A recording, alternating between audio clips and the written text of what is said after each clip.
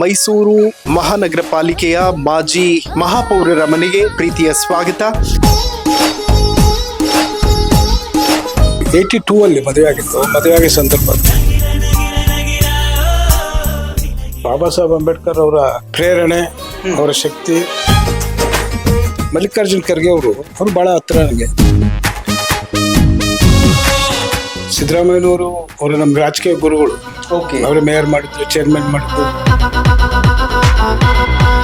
Slum ಅಲ್ಲಿ ಒಂದು ಮನೆ ಕಟ್ಸಿದ್ದೆ ಚಿಕ್ಕದಾಗಿ. ಆ ಮನೆ ಗೃಹಪ್ರವೇಶಕ್ಕೆ ಬಂದಿದೆ.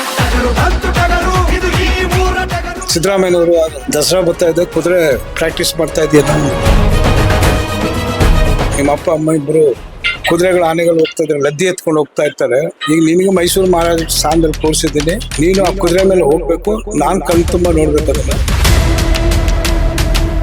ದಸರಾ ಬರುತ್ತೆ, ಆ ಸಂದರ್ಭದಲ್ಲಿ ಕುದುರೆ ಮೇಲೆ ಹೋಗೋ ಒಂದು ಅವಕಾಶ ಸಿಗುತ್ತೆ.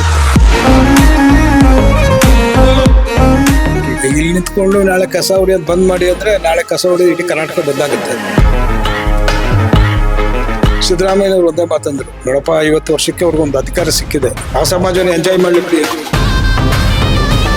73ರಲ್ಲಿ ಜಾವ ಫ್ಯಾಕ್ಟ್ರಿಯಲ್ಲಿ ಕೆಲ್ಸಕ್ಕೆ ಸೇರಿರ್ತೇನೆ, ಕಸ ಗುಡಿಸೋ ಕೆಲಸ. ದಿನಕ್ಕೆ 5 ರೂಪಾಯಿ ಸಂಬಳ ಕೊಡೋರು. ನಾಯಿ ತೊಳೆದು ಟಾಯ್ಲೆಟ್ ತೊಳೆದು ಆದ್ಮೇಲೆ ಅವ್ರ ಮನೆಯಲ್ಲಿ ಅನ್ನ ಕೊಡೋರು, ಹಿಂಗ್ ದೂರದಿಂದ ಹಿಂಗ್ ಹಾಕೋರು, ನೀರು ಕೊಡ್ತಾ ಇರಲಿಲ್ಲ.